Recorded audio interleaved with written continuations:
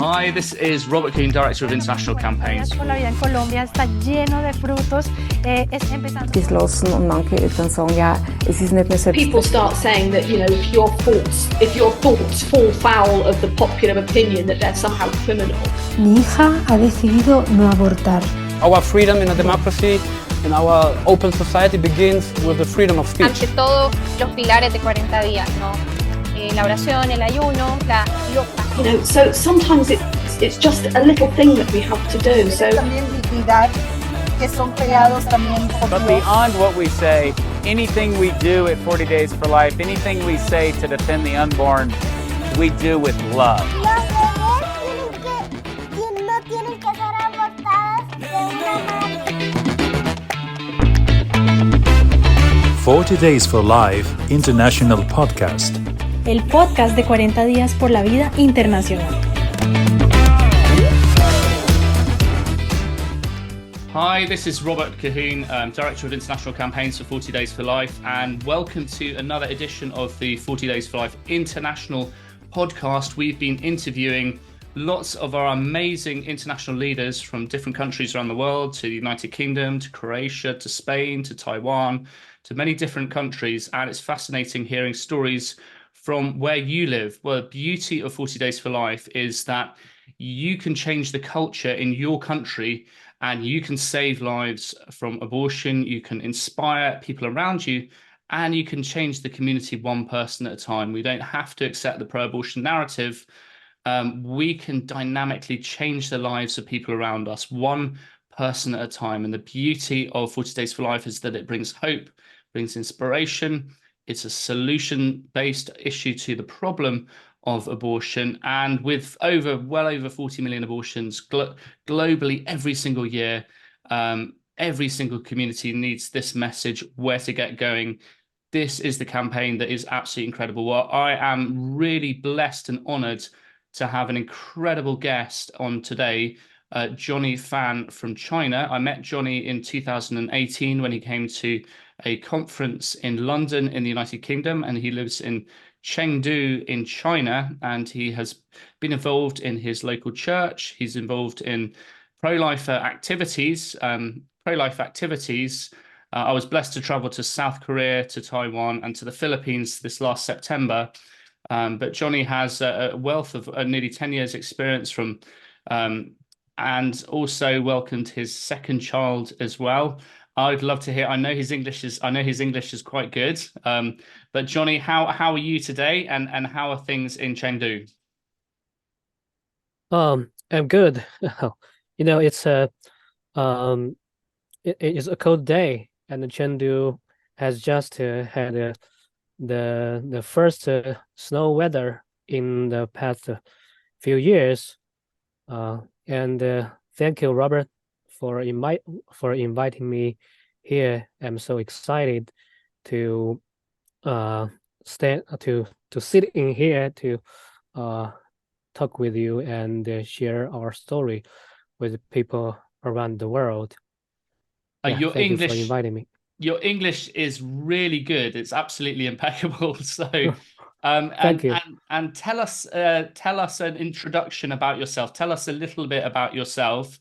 And you're married. You welcomed your second child recently, and just tell us a little bit about your life in Chengdu in China. I live in Chengdu, an inland city in western China. The city is the most famous hospital and the university were founded by missionaries, and the city is also famous for its panda bears and the delicious food. So you're welcome to visit. My wife and I are both Christians. We have two lovely children, and a 3-year-old girl and a 1-year-old boy. Although China now has opened up the 3-child policy, but people are still surprised when we take our 2 children out together. They think the cost of raising children is so high these days. How dare you have two children? Most people are used to families with only one child, and now we meet in an underground church or so-called family church. We used to have a large meeting hall in an office building, but a few years ago, the government told us that we could no longer use it. So we had to leave our old place and then move into a smaller one. Although we try to keep a low profile, I believe the government actually knows where we are. It's just that we are still small in number. If we were larger, we might attract more attention. Yeah, that's now I and my family our daily life, our situation. Yeah. Wow, that's absolutely amazing. And we've got 5 children here in London, and Wow. when I went to Taiwan, the birth rate there was 1.07, one of the lowest in the world. And yeah, just public witness of having children in public. It's to see the beauty of children and just their value and worth and dignity. And we're a witness every time we go out in public, just like you mentioned yourself as well. So yeah, it's really extraordinary. Really extraordinary. When it comes to abortion, obviously China has one of the highest rates of abortion in the world. And just tell us about the situation in China and the pro-life movement as well in China. So just sort of 101. I know it's now you've got the 3-child policy. I thought it was 2-child, but not quite up to date. But just give us a kind of synopsis of what it's like to live in China and what it's, does the pro-life movement exist? Are there people who are passionate about this, Christians? What's the situation? I believe in China, the pro-life movement is still in its early stages. One important factor is that the legacy of the one-child policy. Most Chinese people's understanding of abortion is still influenced by past propaganda, which presented abortion as a common and a minor procedure, similar to other forms of contraception, and a common way to deal with unplanned pregnancies. Even in churches, too. This issue is rarely discussed. I have even encountered pastors who taught that if a Christian woman became pregnant with a second child, she should have an abortion early on, because we should be obedient citizens and not take the lead in violating national policy. Or they might say, you already have one child, so don't let having another child disturb with your service to the church. I was totally shocked when I heard that story. Perhaps it is precisely because the pro-life message conflicts with the one-child policy that many Christians are afraid to talk about this issue, and a few people take the initiative to pay attention to it. I myself began to pay attention to this issue of abortion and started a pro-life ministry in 2012. So it's about 12 years.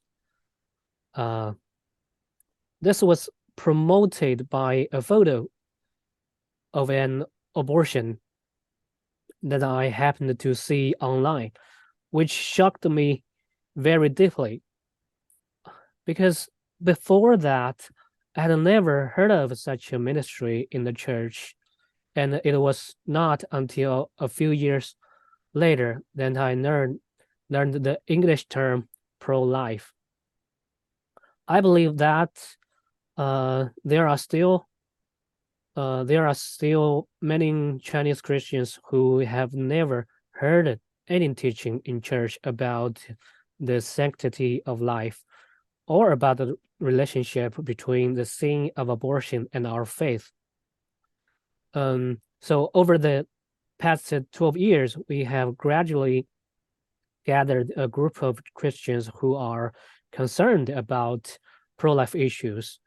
I now know of about 3 teams that are specifically promoting related work,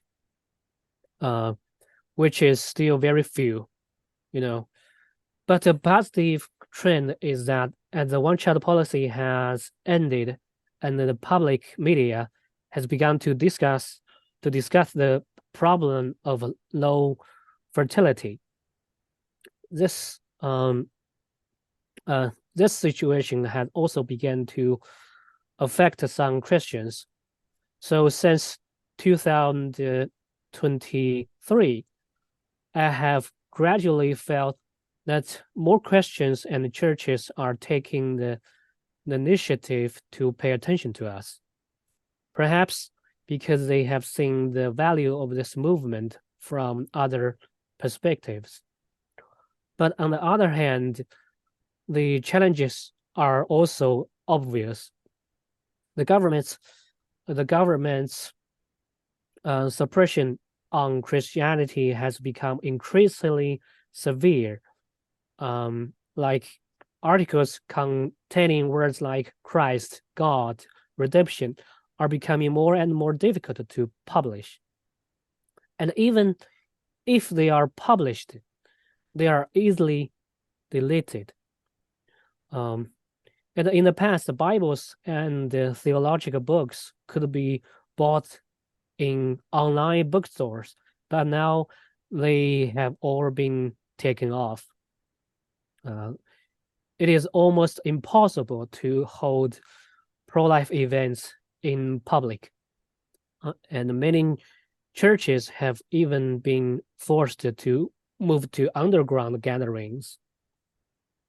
Therefore, some of our activities and publicity also need to become increasingly low-key.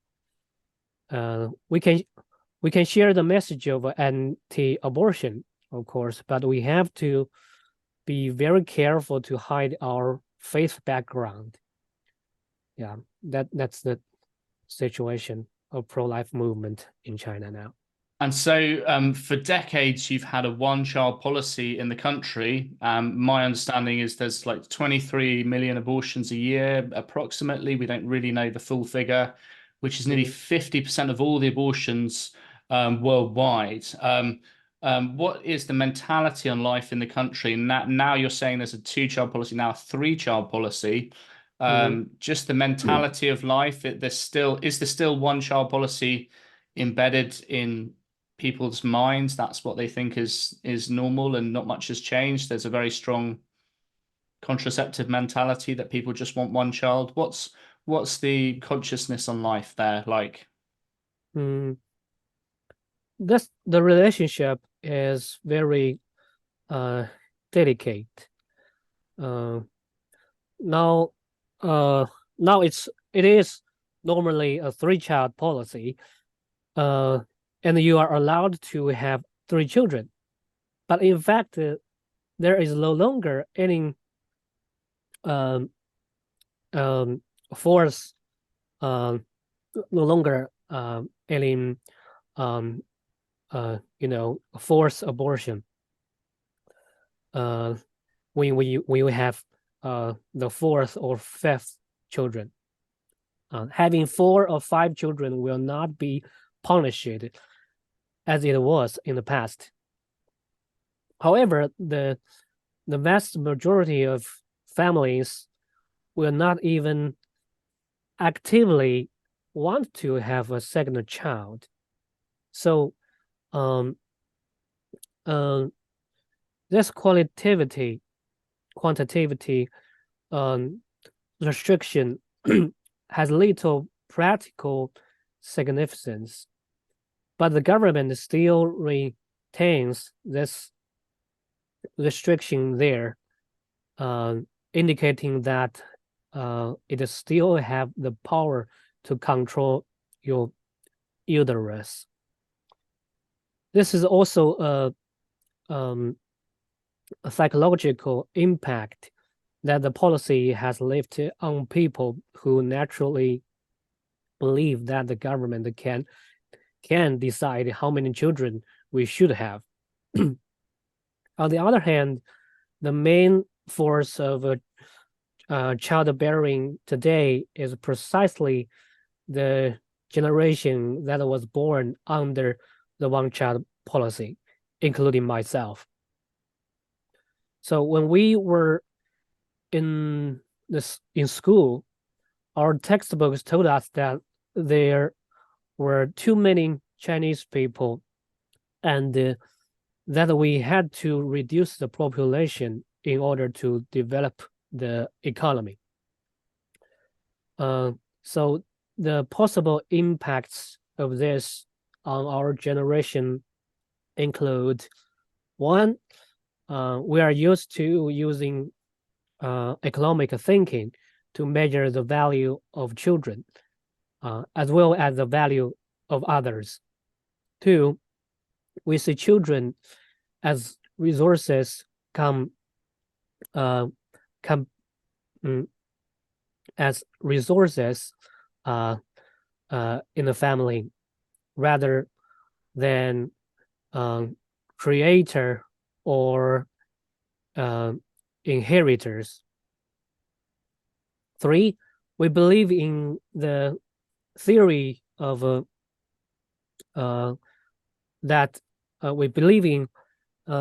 that children with disabilities should not be born because they will take up more resources. There is no doubt that the one-child policy has greatly reduced society's overall recognition of the value of life itself, and has implanted social Darwinism into people's hearts. I believe that many of indifferent interpersonal relationships that occur in Chinese society today are closely related to influence of family planning. Therefore, when the government expects today's young people to have more children, but remain silent about the impact of the past policies, it is obvious that the impacts will not disappear automatically. So, and at the same time, among women who were forced to have abortions or who had abortions out of fear of punishment in my mother's generation, it should be account for 99.9. And there were many repeated abortions. I once shared what I was doing with my mother, and she told me for the first time that she had 5 abortions after I was born. I was totally shocked by this because she had never told me before that I could have had brothers and sisters. So I also find it hard to imagine what the psychological damage of 5 abortions has done to her. And she didn't tell me more. She was just saying at that time you had no other choice. So there are many women like my mother who had been deeply hurt in their souls, both by the government and by their families. They have no chance to tell their stories, but these impacts will definitely manifest themselves elsewhere. And for many Chinese men, when abortion is seen as a common thing in society, it is also easily seen as a um, as a easy treatment after contraception falls. So men may not even care too much about contraception because abortion can easily solve the problem no matter what.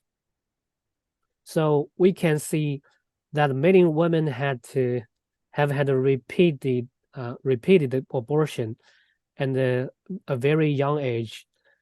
And this has also led to more and more women losing their fertility due to repeated abortions. In many hospitals, while performing abortion surgeries on young women, they are also performing assisted reproductive surgeries on middle-aged women, and one may be the case of the other.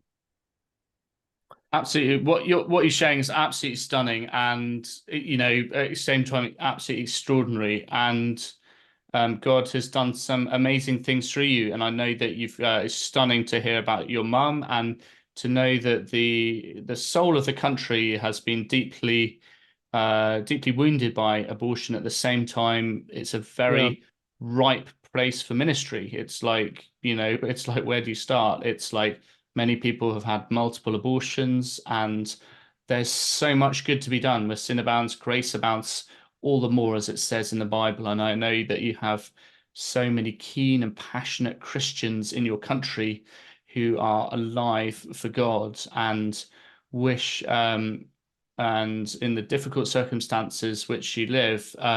Tell us about some of the victories for the pro-life movement in your country. You've managed to help some women. You've been to the hospital. That there are some glory stories and some beautiful stories. Would you be able to share some of those? Yeah. First of all, thousands of children were who were supposed to be aborted were born safely, and so we also helped the mothers to avoid the hurt of abortion. And secondly, we have seen the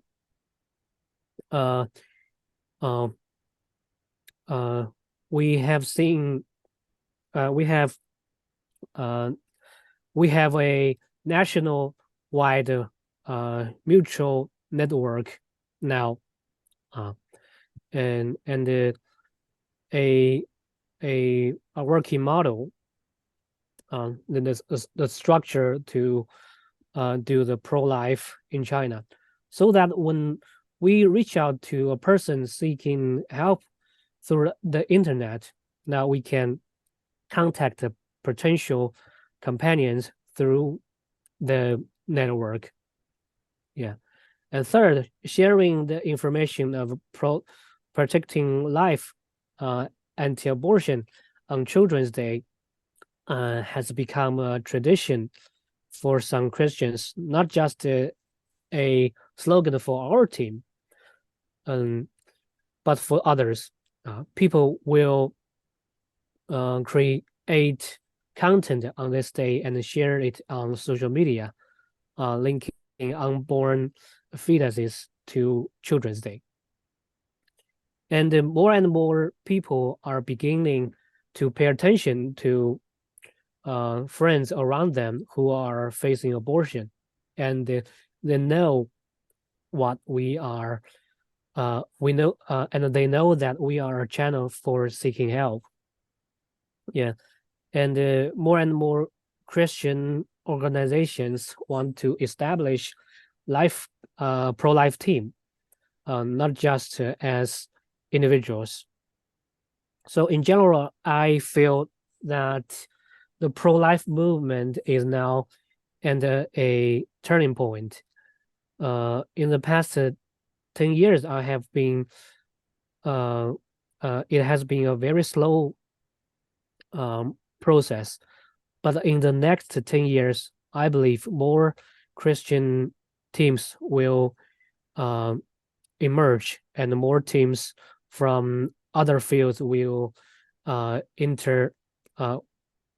will put the pro-life ministry in their plan, such as original psychological counseling teams begin to set up post-abortion healing courses, or original youth education teams begin to to put the pro-life information into their courses.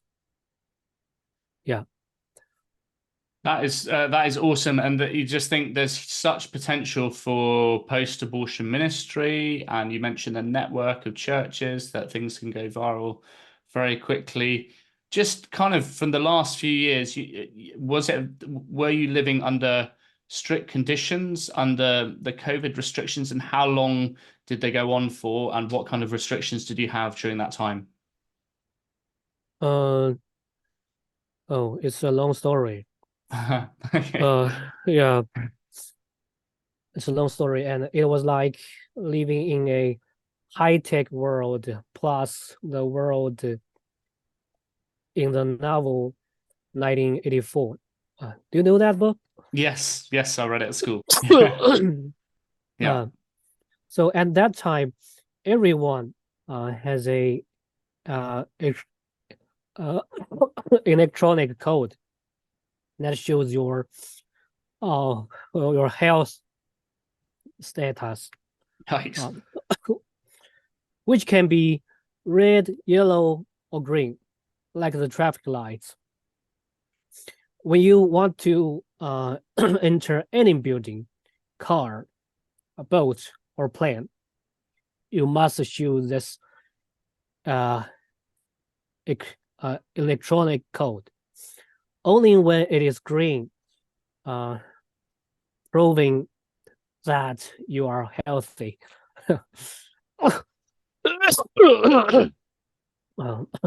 Sorry. And if it's yellow, it means that you may have had contact with an infected person, and there is a potential risk. So you must go to a hospital for a test to prove that you have not been affected before your electronic code will turn green again. Sometimes you are required to do it twice within 72 hours. If you only do it once, or if the two tests, not within 22 hours, it is still, it will turn into yellow as well. Sometimes, even if you stay at home every day, you have to take a test every 3 days to keep your electronic code green. And some people joked that we are all like robots, having to go to a place to charge ourselves once in a while, or we will be or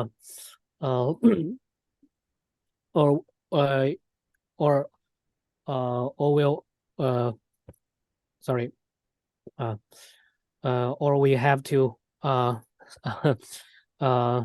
standing on the ground. because without a green code, you cannot enter any building or take any transportation. If your electronic code turns red, it means that you are in a high risk group. And this time you will be taken to a place for quarantine until a doctor certify that you are not infected before you can be released. So in the meantime, there were also different levels of city closure. You must heard of it, right? Which can be a street, a district, or even the whole city. And this time, except for one person in a family who can go out to buy food, you can only stay at home. Even the benches downstairs are shielded off with tape. Even if you can go out, there was nowhere to go, because all the shops were closed, and the city we were in is relatively mild in its treatment, and we have seen places where people are even locked up in their homes with steel bars and not allowed to go out. So we don't know how many extreme situations happened during that time, but it was definitely a nightmare. And it was also against its backdrop that our ministry began to do more online work. We conducted online training via Zoom, like what we are doing now, including online post-abortion healing courses and bioethic courses and case study learning. We are still continuing to share and learn in this way every Saturday night and 8 p.m. That's great. We have been doing that for 2 years and more than 100 Saturday nights. Yeah. So now we are planning to start reconnecting in real life, because there are more and more restrictions on sharing information online. So that's amazing, and kind of wow, like things were bad in Britain, but that's just like a whole nother level. Where do you see hope for churches and the pro-life movement in China? You know, there's got to be some glory stories, and amidst the challenges that you've mentioned, there's hope. And tell us some of the beautiful stories in that regard. Although the Chinese churches and the pro-life movement face a lot of extreme persecution, but there is still reason to see hope. First of all, opportunities in the post-family planning era. The social background of low fertility gives us more public space to express ourselves. And we can talk about the concept of a life, the sanctity of life, by talking about fertility issues. Yes. And the general and two, active participation is expanding. The generation of Christians who grew up in the one-child policy time, like myself, are now becoming parents, and they have a greater desire to know about life and a passion for active participation. Last year, we started a learning material for children, including a set of fetal models, small fetal models, which we mailed to Christians in different cities around the country to share with children in churches. And now this material is being mailed from one country to another and another. It's like a superstar. And it's being used repeatedly. So this is something we didn't think of at the very beginning. Sharing with children also affects adults, right? And we believe that this will be the beginning of our further contact with these churches. And three, cultural changes. After decades of economic development, people have begun to ask questions about the meaning of life again. This is also a background of the development of Christianity in China, despite decades of high pressure. So the message of pro-life movement is not only about the fetus, but also about the value of all human life. The abortion issue is just one of the results of a low view of life. If Chinese Christians can see this from a higher perspective, they will be also to have a greater impact. So these trends are also important opportunities that will influence our future strategies. Absolutely, and that's a very hopeful message that you bring there, and encouraging too, and visionary also. And tell us some of the most interesting and exciting stories from the pro-life movement that you have to share where you live. Some of the mums and babies that you've helped, and you've mentioned about saving lives and doing online ministry with post-abortion and then activism and outreach. What are some of the wonderful stories that have engaged you with the pro-life movement? Well, there were many. There were Good. many. But an interesting situation is that the content of protecting life in China, and even in the East Asia culture circle, is very different from that in the Western world. This is something I realized after years of participating in the ministry, in talking with mothers. In the past, we studied some materials from the English-speaking world, and learned that the debate about abortion was often divided into two sides: pro-life and pro-choice.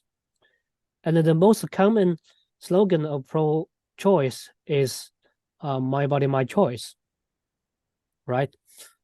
Which denies that the fetus is an independent person. The pro-life side tries to prove that the fetus is an independent person, not part of woman's body. But when I was talking with Chinese woman, the dialogue is very different. Because in traditional Chinese culture, a child is seen as a part of parents' body. We even use my flesh and bone as a word for child. But in the meaning of this phrase is not that parents have the right to dispose their children and will, but that relationship between parents and children is unique. And the parents' love for their children is beyond a doubt, because the child's blood is the parents' blood, and the parents love their children is loving themselves. And a rational person will certainly not harm his or her own body. So the reasons why Chinese people have abortion are very different, and are more social Darwinist. Often of people we have met, 99% admit that the fetus is a person. Most people choose to have an abortion because they feel that the child has no value and is not worth being born. For example, the child is a defective, so it is not worth being born. Like a defective product. The child came at the wrong time and will affect my work or my life plan, so it is not worth it. I used to made an street interview. I talk with people on the street, and there was a man. I asked him. I was holding a fetus model in my hand, and asking him, "Is this a child for you?" And he replied, "Yes, of course." And do you think? I keep asking him, "Do you think abortion is killing a person?" That depends, he replied. If the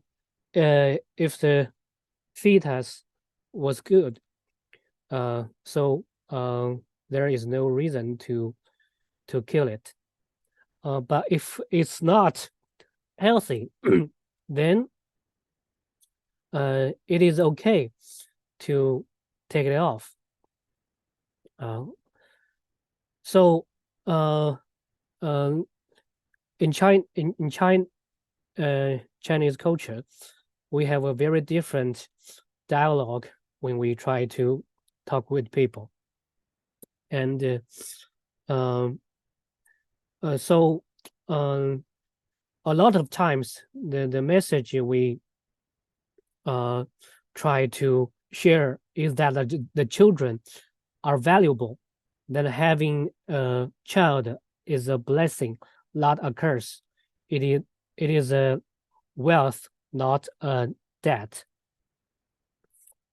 Yeah, absolutely. And it's beautiful, the stories that you share, and simple pro-life activism, as sharing a pro-life message on the street, is absolutely incredible. And that's the heart of one-to-one interaction with others, can help save the lives of individuals. And that's exactly what we've witnessed with 40 Days for Life as well. Now, you mentioned before that you've been to hospitals in China and with a pro-life message, and how did that come about, that you managed to go to the hospital and they were receptive and very open for a pro-life message there? It's quite complicated. Nothing. Yeah. Yeah. It was about 2014. I learned that there was a program called post-abortion care in some hospitals. Though it is called post-abortion care, but every woman has to have that conversation before the abortion, and the nurse will tell her about the medical risks of the abortion procedure, and ask her to consider giving up the abortion. If the other party, if the woman still insists on having an abortion, the nurse will continue to tell her about contraception. So this program is promoted by a national foundation, and its original purpose was to reduce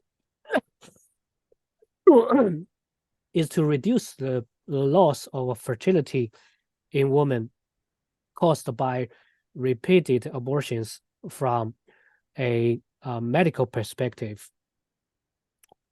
And the program started in 2011. Even a year before before I started to do the pro-life ministry. And at that time, the interesting thing is, at that time, the one-child policy had not yet been abolished. So I asked the nurse if she would give up trying to persuade the woman to keep their children, because the woman had already had one child. She replied that they did not consider whether the woman had overbirth. So that surprised me a little. Although there is such a program, many hospitals are actually they are not willing to invest too many resources in promoting it, because this program will not bring more income to the hospital, but rather reduce the hospital's income from abortion surgeries. So this gives eternal forces, gives us an opportunity to participate as volunteers, but only a few opportunities, very few, because it is still very difficult to establish cooperative relationship from a systematic perspective. And so far, we have only established the personal relationships with some doctors through volunteering, and this has been interrupted by the impact of the pandemic. So we are also concerned that our faith background and identity may cause trouble for those doctors in some cases. But from a long-term perspective, post-abortion care has the potential to become an important opportunity for Christian ministries. Yeah. Absolutely. Yeah. I mean, post-abortion ministry is huge in the United Kingdom here. The opportunities and millions of post-abortive women and partners, men also.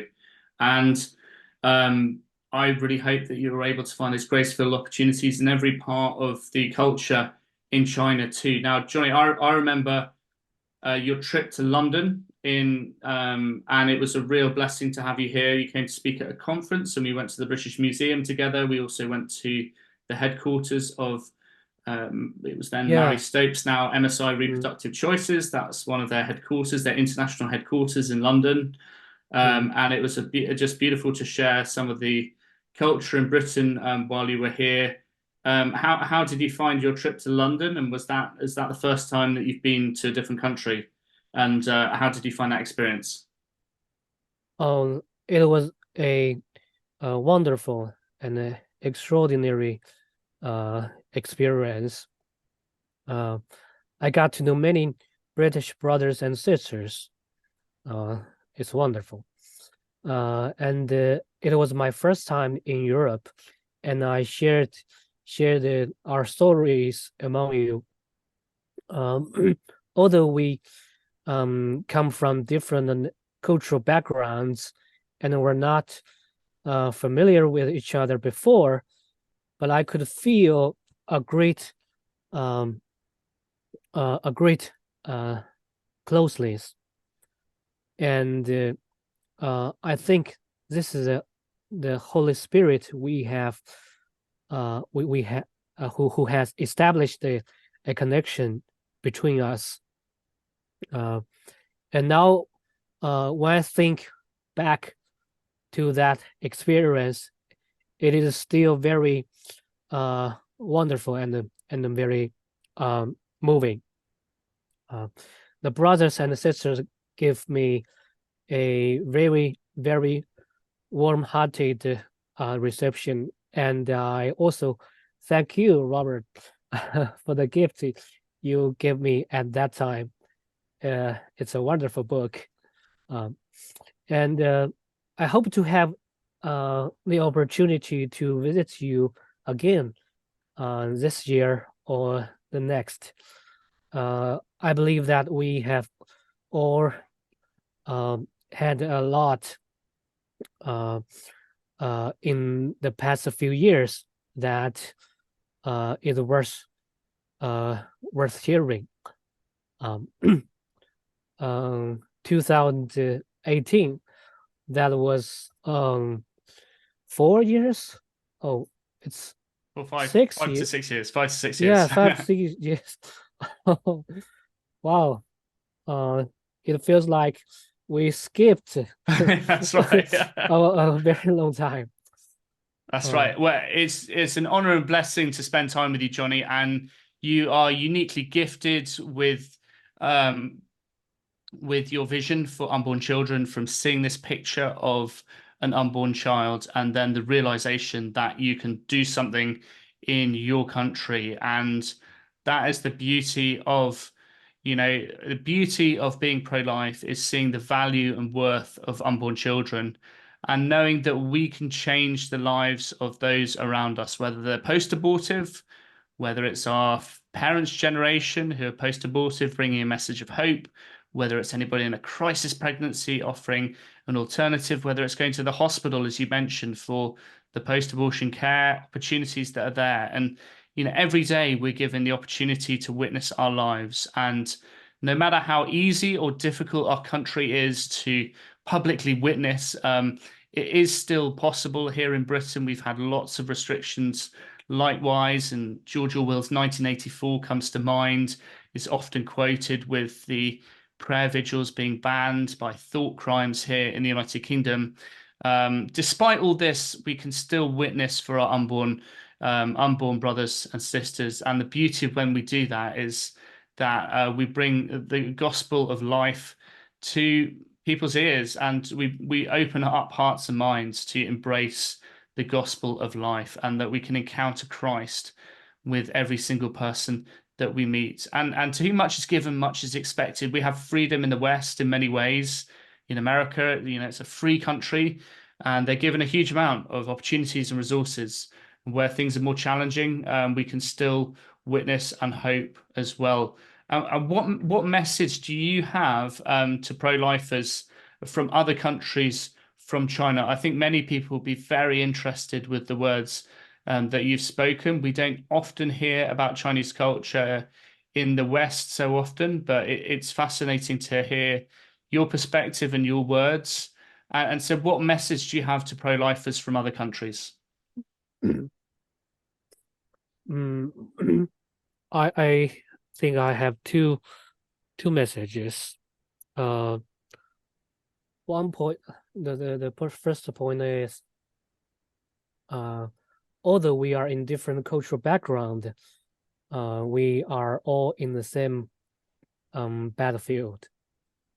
I see an important trend that the whole world, whether East or West, is facing the problem of low fertility. And this problem will become more and more extreme in the next few years. And at the same time, as low fertility, there is a high abortion rate. Both of these point to the same problem of life value, of life view. What is the most important value of a person? Where does this value come from? When we talk about whether artificial intelligence will replace humans, they only see the value of human as workers, as tools, not the value of a whole person.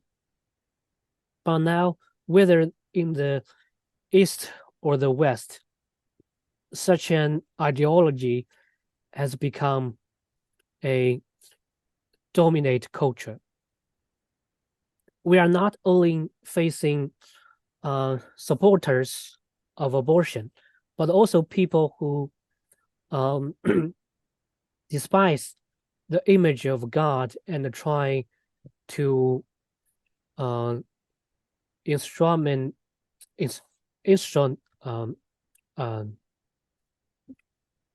try to dehumanize people. We should see the value of a pro-life in a larger context.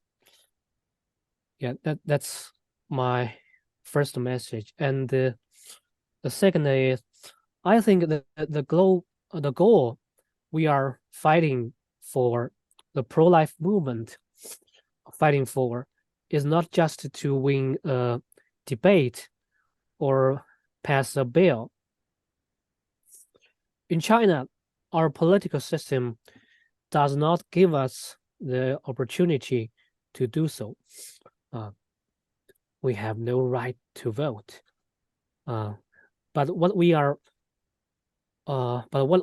want to win is people's hearts, and that's the only thing we can win in China. This is the only thing we have a chance to fight for in China, especially the hearts of Christians, the hearts of the church, because the mission of pro-life is given to the church. So all things in the world come from the heart of man, not from other places. That is beautiful and amazing. Did you have something more to say there? That's all. That's absolutely beautiful and amazing, Johnny. And it's been beautiful speaking with you. And there's actually a lot of similarities in our countries, certainly Britain and China. But there's also a lot that unites us as well. And I'm sure that your message today will be an inspiration to people in other countries, and to know that wherever you live in the world, you can do something tangible and real, no matter how difficult the circumstances you are in, that you can do something for the gospel of life. And whether that's witnessing to one other person, whether it's being in the public, in the streets. Interestingly, my dad had a business. He used to go on business trips to China, imported garnered furniture from China as well. And we have, so much in common in our humanity, and there's so much that we can learn from each other. So, Johnny, it's been a privilege and an honor speaking with you. Please send my regards to your wife and to your 2 beautiful children, as well as your church colleagues and everybody else in Chengdu. Thank you so much for speaking with us today as we go around interviewing different international leaders. And I pray for God that, within a generation, a culture of life may really come to fruition in China in ways way beyond our wildest imagination. And we never know, within a generation, God can bring enormous transformational change to any country on an exponential level. So thank you so much, Johnny, for speaking today. Thank you. May God bless all of you in China. Do you have any closing comments or last remarks? And then we'll finish the podcast.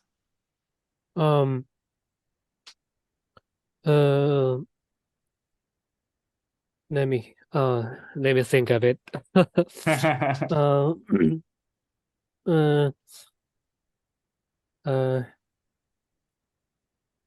Actually, I'm so excited. I'm very exciting to share the story with you and with the pro-life leaders around the world, because in the past few days, we have no chance to go around to see people, and the situation in China is getting much worse. But I know I am not fighting this battle alone. So that gives me a very important encouragement. Yeah. So thank you, Robert, and you have given us a lot of help, a lot of inspiration. Yeah, thank you. Awesome. Thank you so much, Johnny. We'll finish out the podcast there. For all of you listening, please go to 40daysforlifeinternational.com, where our podcast is based. Also, you can see articles, news from all the different campaigns in different countries. So thank you so much for listening. May God bless all of you. And we really look forward to seeing you next time. Thank you very much. No te pierdas los podcasts de 40 días por la vida internacional, con entrevistas, reportajes y testimonios de todo el mundo. Don't miss our podcasts with interviews, news, and reports from around the world.